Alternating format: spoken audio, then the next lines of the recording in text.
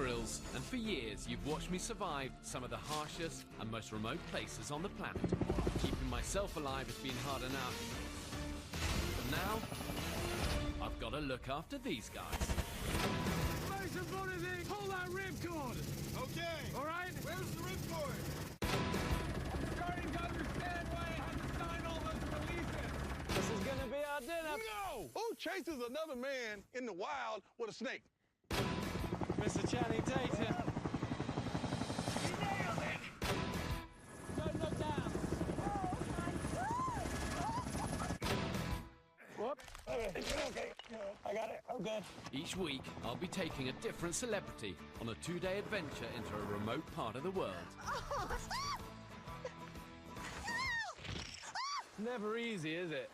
Not with you. Tonight, Hollywood funny man Ben Stiller goes on the adventure of his life. Next time, let's go to the Bahamas. Ben's written, directed, and starred in some of the most successful comedies of all time. And he has 2 children with his wife, actress Christine Taylor.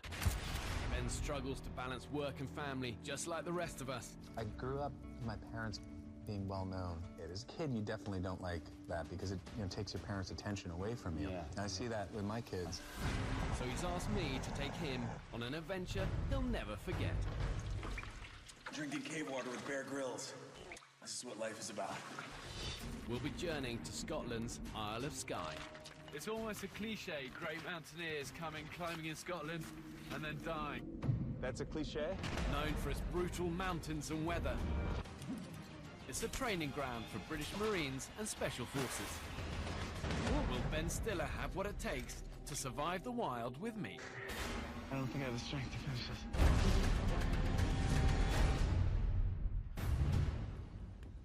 Ben Stiller's a comedy legend, but I think behind that talent is a man who really yearns for adventure, and he wants to get out into the wild and see what he's made of. I don't know why I'm doing this. I thought it'd be a good way to find out if it's real or not. Bear asked me to meet him at a distillery here in Scotland.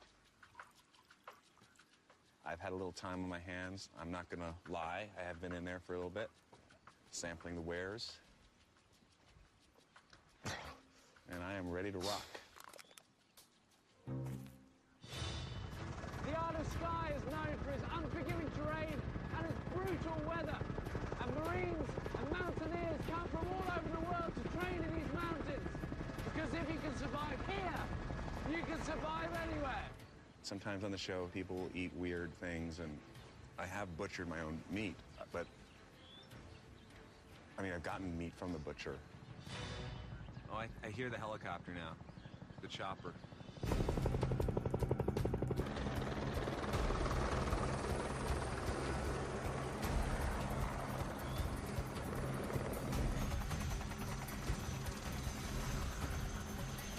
Hey, Ben, I'm Bear.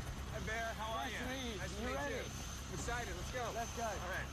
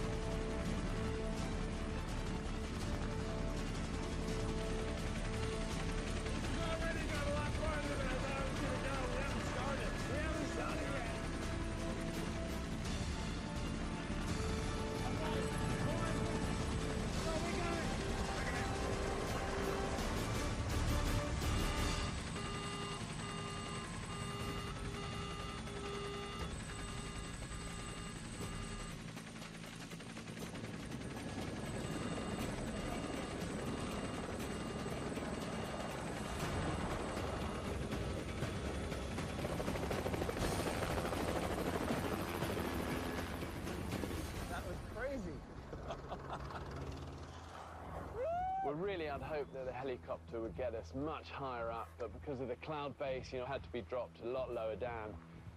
The truth of that is that what was a hard journey is now really a much, much harder journey. We've now got a good couple of thousand feet of ascent first to do. This is an average day in Skye. You know, brutal, bad weather, but welcome. Thank you. We've got about probably 14 miles to do here. On foot? On foot. Okay. You get a lot of the Everest mountaineers who come to Skye. Still, British commandos always come and train here. Yeah. And they say these mountains break a lot of men, but also make a lot of men. So you're going to get the full experience here. Kind of feels like the type of place you'd want to have survival training before you come to, as opposed to actually training. Well, you're getting it on the move. Okay.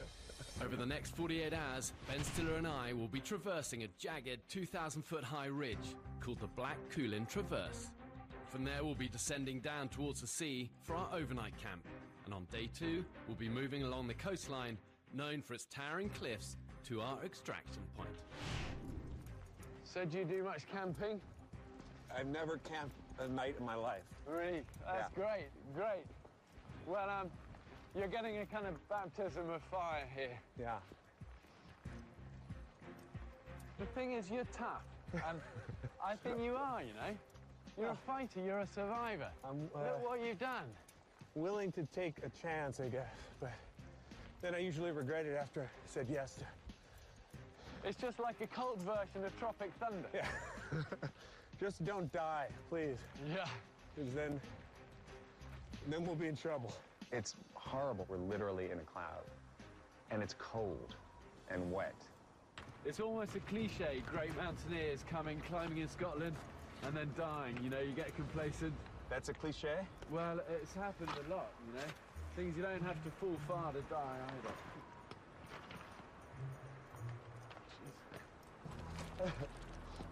Wow. Okay, so what I'm going to do is just put you on a short line. Okay. And the goal of this is really to stop a slip becoming a fall. Right. Because it's wet, it's exposed. You're trusting that I won't pull you off the mountain. Yeah, well, I'm going to stop that slip from being anything worse. So on this sort of terrain where it's very slippy, there's a lot of exposure, there's a lot of clouds, so you almost can't see the exposure. It's easy to get complacent, and I just put Ben on what you call a short rope, and it just allows me to control him a little bit. If he slips, I stop that slip becoming a fall, and it just gives a bit of security.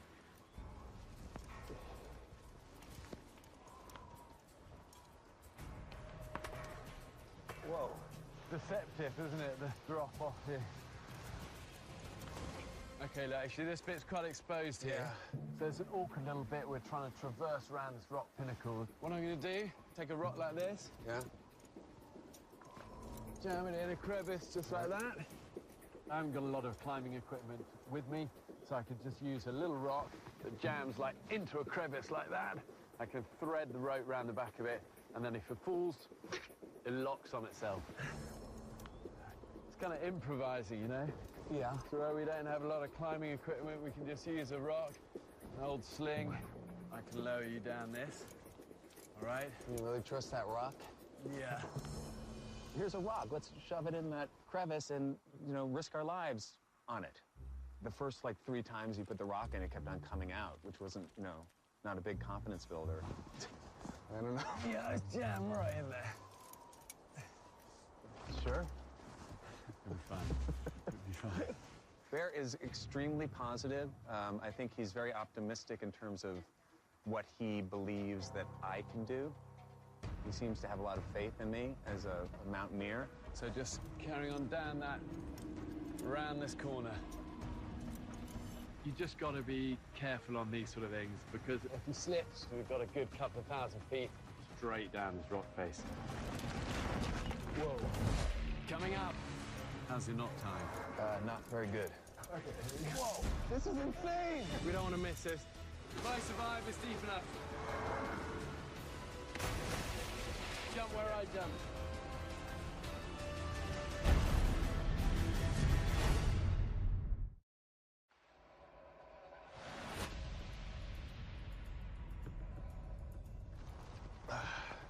So just carrying on around this corner.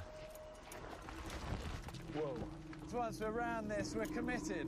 It's an awkward little bit. We're trying to traverse around this rock pinnacle. There's a lot of exposure on the right-hand side. You just got to be careful on these sort of things. There's no doubt it's tough for Ben. You know, he's come into an environment that's very demanding.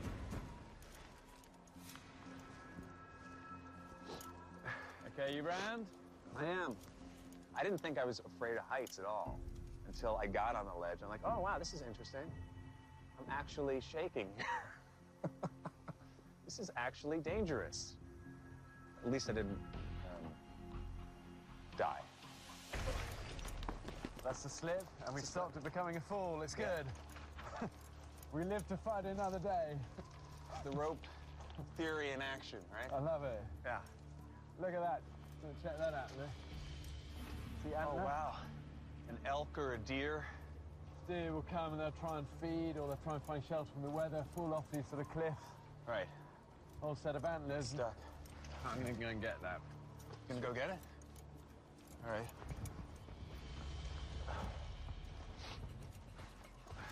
So much of surviving in the wild is about opportunistic, and stuff happens and you spot things and you need to improvise and be resourceful. Wow. I came to a sorry end off this cliff here. I was excited to see the deer head because it just, first of all, I don't see a lot of deer heads in my life, you know? I don't think I've ever really seen one of these not mounted on a wall. Yeah. He felt like there's going to be some use for it in the future. I love it. I think I'll have trouble getting that through customs on the way home. I was suggesting that he should wear it and maybe take off his clothes and do some sort of pagan ritual. Just have a huddle down here. Okay. Get our packs off. Get some energy down.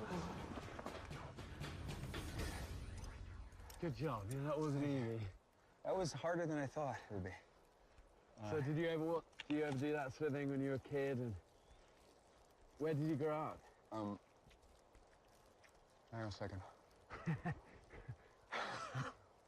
The air gets thinner as you go higher, Bear, which makes it harder to breathe.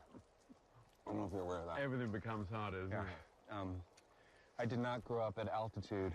I grew up in New York City. So. And what was your parents' job? Actors, comedians. They had a. Okay, so you kind of grew up with all of that. Yeah, and they used to work together. They had a comedy team. They go on the Ed Sullivan Show, and they would go away sometimes, and that would leave me and my sister alone to kind of, terrorize. Was it weird seeing your parents on TV, or was that all quite normal? It was something we got used to as kids, but I don't think it's ever normal, And did that mean it was a kind of an aspiration for you to be on TV? Yeah, brilliant. Actually, comedy wasn't something I wanted to do. Really? I think because my parents did it, and the movies that I loved as a kid too were very serious movies.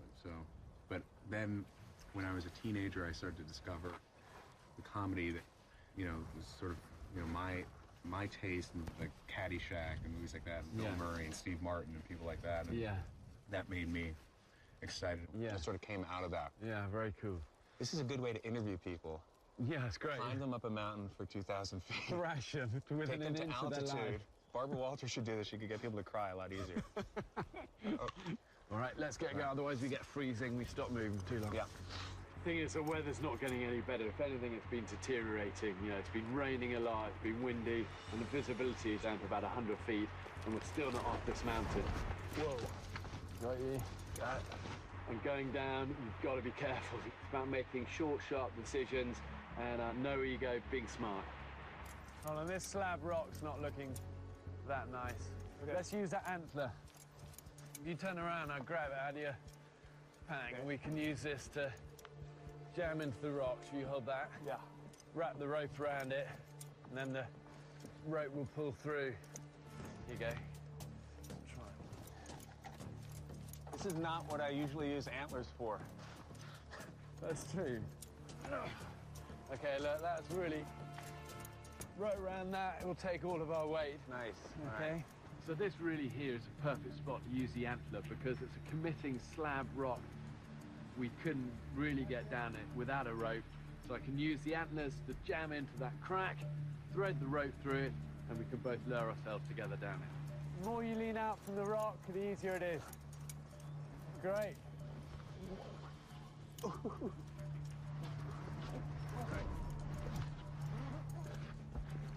It's a proper mountain rappel. Nice job. Thank you. Deer Antler Hill. Yeah. I'm not sure we'd necessarily get the official approval of the Scottish Mountaineering Council, but it worked. Okay. We'll just leave the elk horn there. So the goal now really is to get down out of these clouds, keep descending. Hopefully the weather will improve. We're heading down towards the coast, and then we've got to find somewhere to camp before it starts to get dark. Thanks. Tell me something about the ferns, Bear. They can save your life. Really? Yeah. If you ever get in trouble, you just burn home. Says he isn't funny. So, Ben, all we need is to find a way right down to the shoreline, and then we're looking for somewhere to spend the night. Well, now that one is a long way down. Whoa. We drop down to here and go and explore. You see the tide doesn't reach as high. So we'll get some crabs or mussels or something down there, and then see if we can find somewhere to shelter out that way. The goal is to get actually all the way down to the seashore. It's going to be the best chance of finding some food for the night, but also shelter for the night. Look, we've got a thing to rappel off. Put a rope around this. That'd be great. You're talking about rappelling? You got a better idea? No? I have never rappelled before. I'm ready to give it a shot. I don't think I have a choice. How's your knot tying? Not very good. I don't have a lot of knot tying experience. I just want to be I honest. thought you were making a joke. No, I want to be honest with you. It's not very good. It's, Do you want to learn or not? I don't know if this is the time to actually learn a knot for me. No, this is good. We'll get you to tie it, and then it's on you. This is a bowline, okay? We create a loop, right? This is a rabbit hole. Right. Rabbit comes out of the hole. Yeah, out of the hole. Round the back of the tree. Back of the tree. That's the front of the tree. Okay. I have a lot more empathy for my son right now as I was trying to teach him how to tie his shoes because I just switched places. I became the child, him teaching me about the rabbit knot. And then goes up back in the hole? Yeah, perfect. Okay. Almost. All right. Look at that. That's good to go. Wow. That's it. Okay, right great. there. Let me throw the rope off. Okay.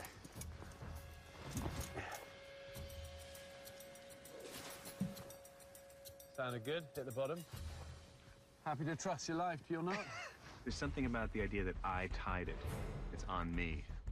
Didn't really fill me with confidence. This is still very frightening. It always looks a bit scary, but it'll be fine. I find you say that a lot. Okay. Wow. Oh my goodness. Okay, lean back. Okay, lean back. Wow. Did that tree just move? Coming up. It's actually quite steep. Just have confidence, but lean forward. Trust the grip.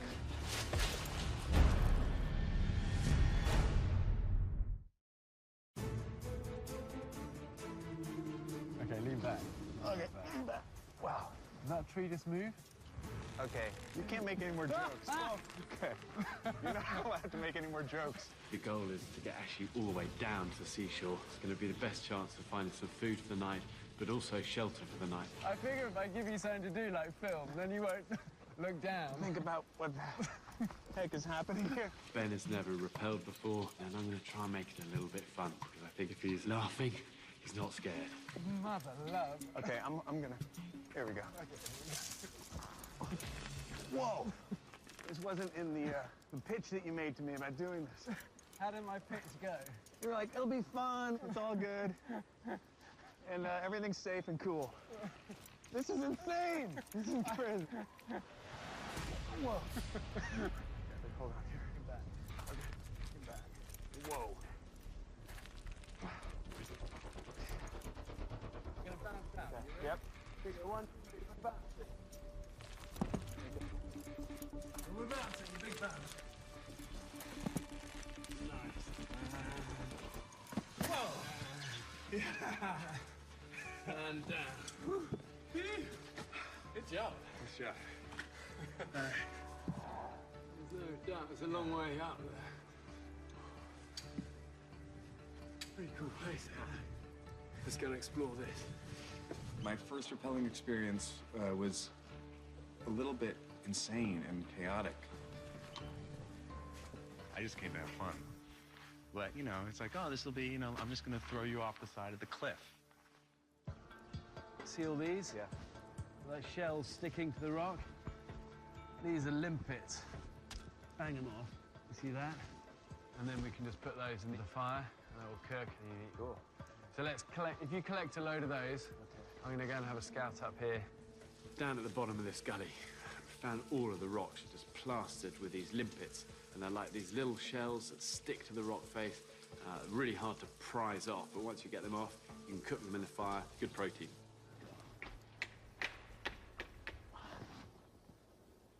They really suck on hard to the rock, the limpets, I find. I'm not going to use my blade because I don't know how to open it. There we go. Hello. Mr. Limpet. I don't think I want to get too many because I think Bear will probably make us eat as many as I capture. So maybe I'll just tell him, like, you know, I can only find 4. It's pretty bleak down here, but I've spotted what looks like a cave there, and that might be a good place to shelter. Got a little bit of firewood. Ben's collecting supper. Found some limpets stuck to the rock. All right. How are you getting on, Ben? Kind of slim pickings with the limpets. I only found about 4. Yeah, That should nourish us. I was kind of more thinking like 30 or 40. Right. I know. I think something happened. Maybe it's the tide or something, but it sort of might be this season, but I don't think it's limpet season necessarily.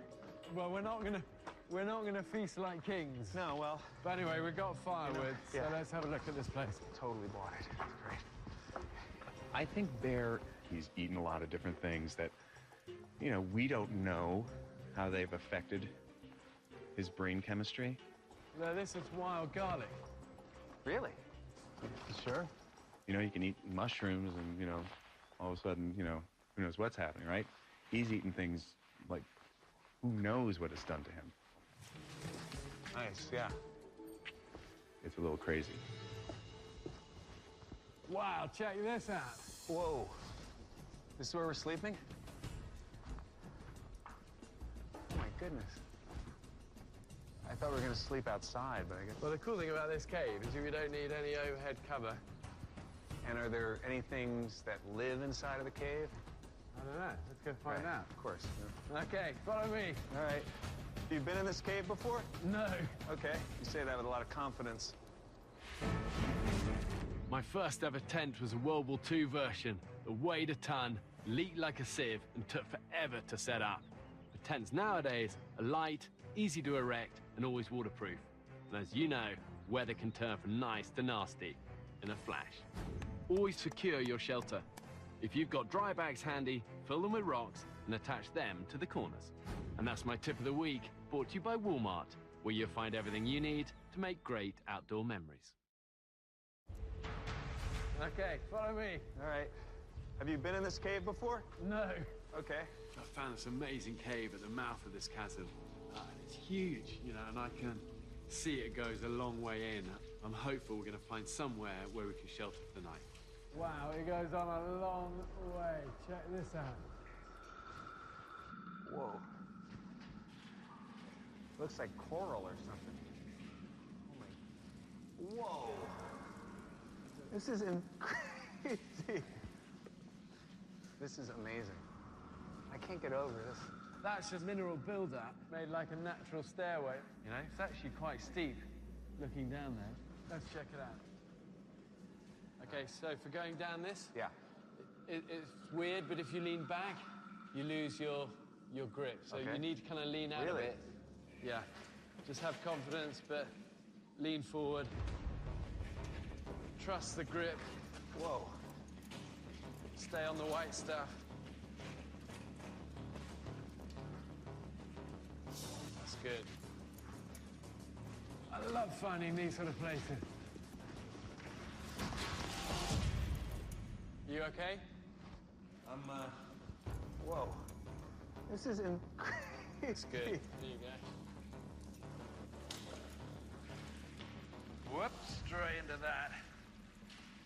Whoa. Wow. cleanest water you'll ever drink. I think this is filtered through, straight through all this bedrock, dripping down here where it's totally protected. So now that in a New York restaurant, $20 a bottle. Maybe we could start our own water brand. I love it. What do we call it? I don't know, what do you think? Cave drippings or something? Yeah. Stiller and Grill's cave sediment water?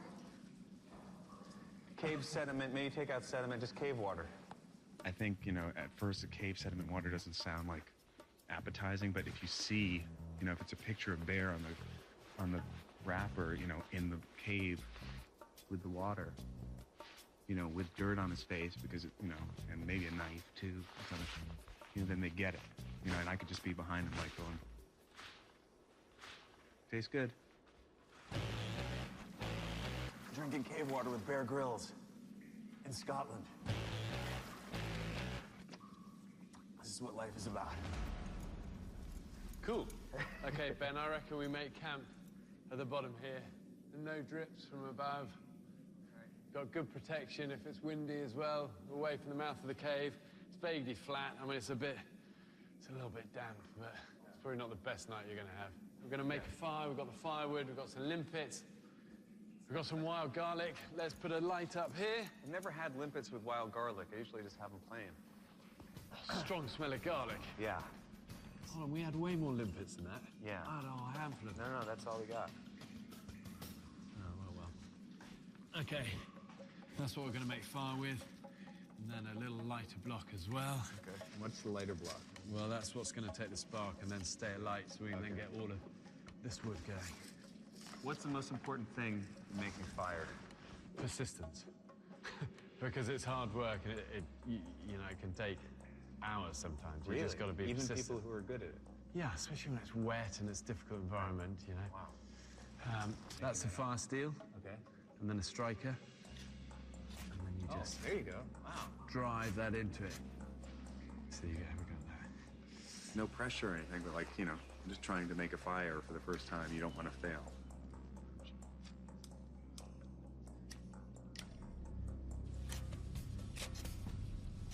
That's it. There you go. Got it. Nice work, Ben, you rock star. Sweet. Legendary. That's amazing. Well done, you. Good job. That's great. To do it in a deep, dark cave with just a fire steel. It was great to see that smile on his face. You got to promise me when you get home, you teach your kids how to do that. I definitely will. It's fun. I'm a pyromaniac, I guess. Have you eaten limpets before? Yeah. Really? For real? Yeah. A bunch of times. Okay. And they taste pretty terrible. I mean, do you want me to tell you they taste nice? You might get excited or tell it to you straight. I guess you already have. Yeah, they're terrible. Okay, here you go. Adventurous as you Your go. first limpet. And I'm being kind because you got the small one.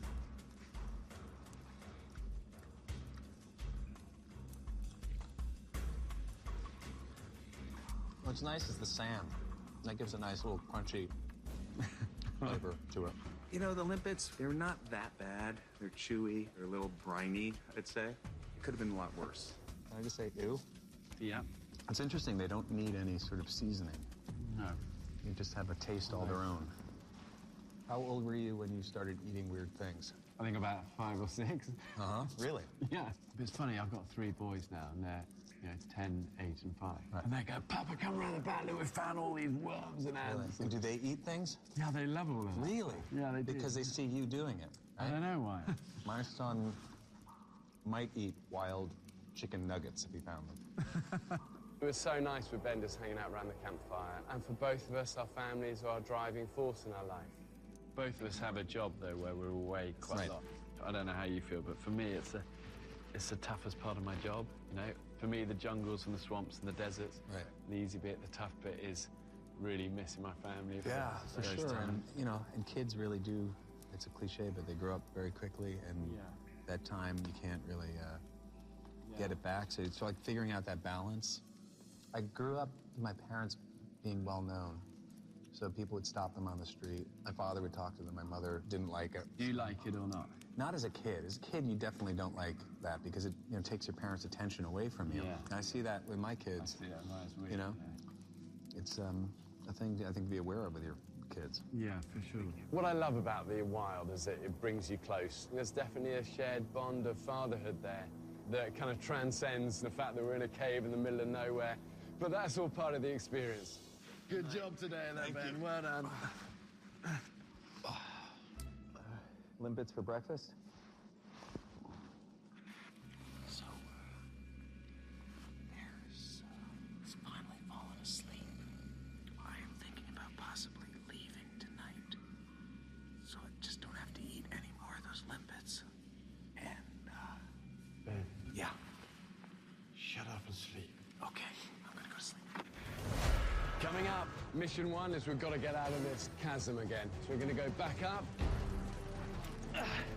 It's really starting to hurt now.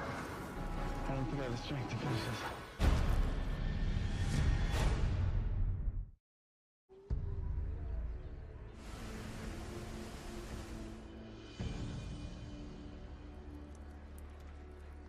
Hey, Ben. Hey. How you doing? It was an interesting night. There was a lot of tossing and turning, strange sounds. Well done. You've endured a night in the wild with me. Yeah, I was and thinking- lived to tell the tale. I feel like I could do this totally on my own now. I feel Yeah, like I you're would be, trained. I would be completely self-sufficient. I feel like way beyond the halfway point. Psychologically, I feel like it is. Okay, so today, Yeah. mission 1 is we've got to get out of this chasm again because the tide's further in and we definitely can't go out that way. You can see that the tide's totally cut us off here. So we're going to go back up, we're going to find another way down to the shoreline, and then we're looking for our extraction. We'll hear it, We'll hear okay? it. We'll hear it. So how do we get up the side of the wall there? So we're going to use a technique that the Navy SEALs use to access oil rigs and shipping tankers. Uh-huh. And it's called Jumaring. Cool. And Jumar with foot stirrups all the way up. I was thinking that was the way we should get up. I didn't want to say anything. Now he's talking about going straight up. And I don't know, there's some Navy SEAL method. Yeah, Be honestly, good. it definitely looks a little daunting. Yeah. Be good. I mean, this is classic commando assault drills. Right. I'm just not a commando. You are. You're Well, blue steel. I'm not a professional commando. I appreciate that. You have way too much confidence in me there. Okay, so here's our line. Quite a long way up, but here you go.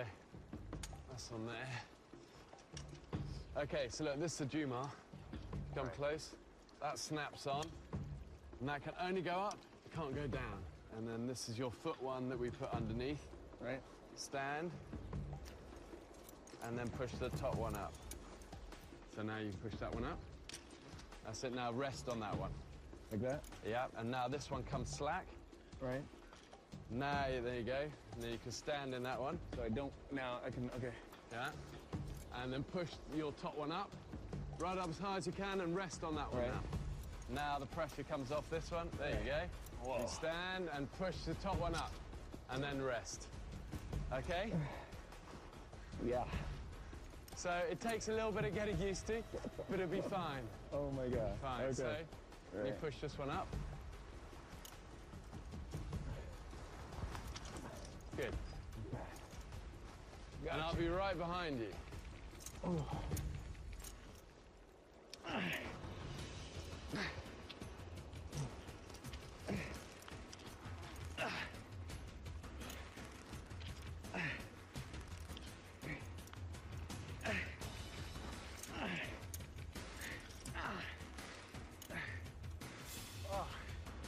Man, How you feeling, Ben? a little tired.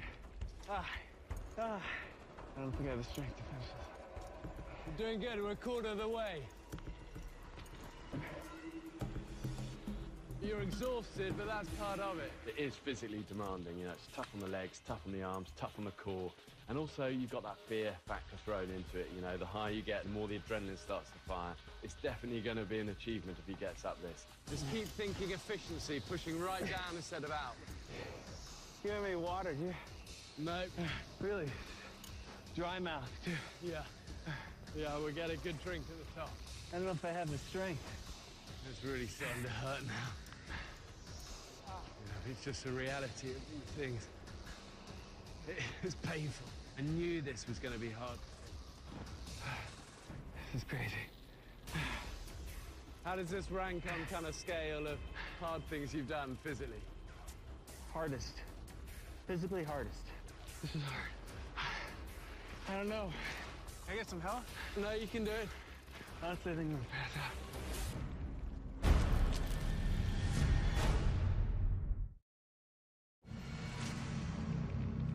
Exhausted. I don't think I have the strength to finish this. You're doing good. We're a quarter of the way. Okay. Honestly, I think I'm gonna pass out. You're exhausted, but that's part of it. This is hard. I'm gonna try to finish.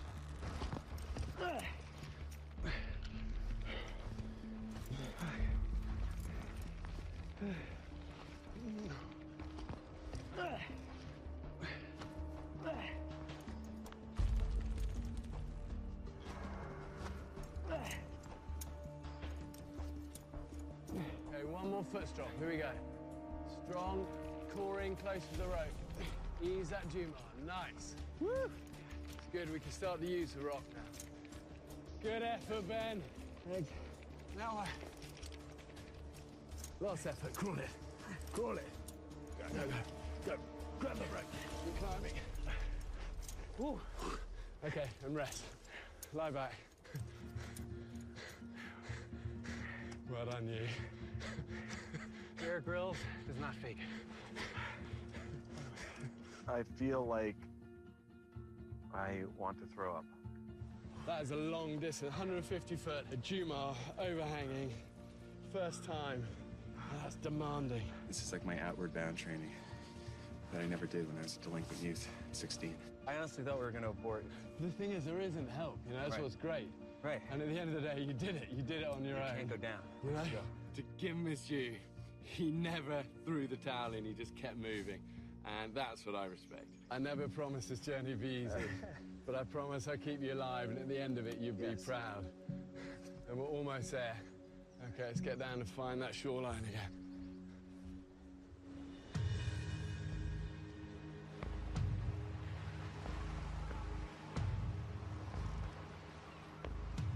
Okay, so we need to work our way around the base of this, get around that, and then we're waiting for our extraction.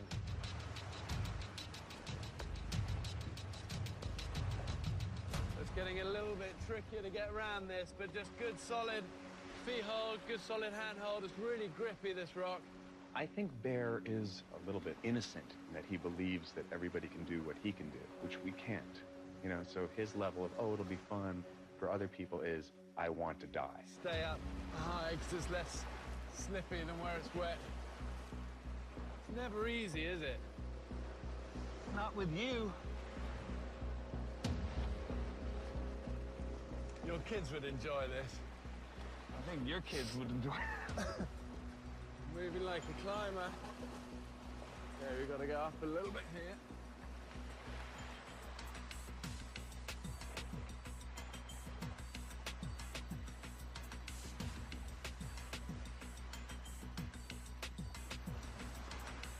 I don't know what the exfil is going to be. I'm assuming if it's Bear, I don't have a choice to be up for it or not. That's our way out of here.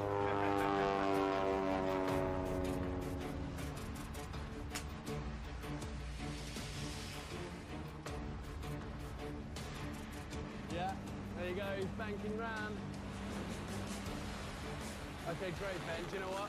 Right. We don't want to miss this. Let's just strip off jacket, stuff in the backpack. We're going to jump this, swim out to it. This is crazy. But then again, what hasn't been crazy? Adventure. Come on, dude. Okay.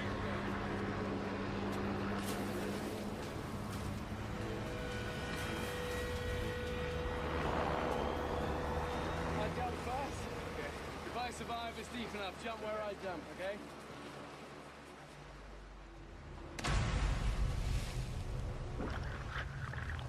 Good!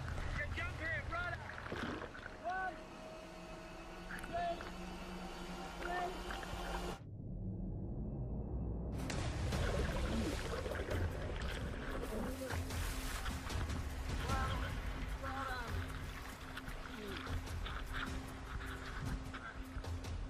Way to end the journey, Bear. Way to go. Get into the sea, Next time,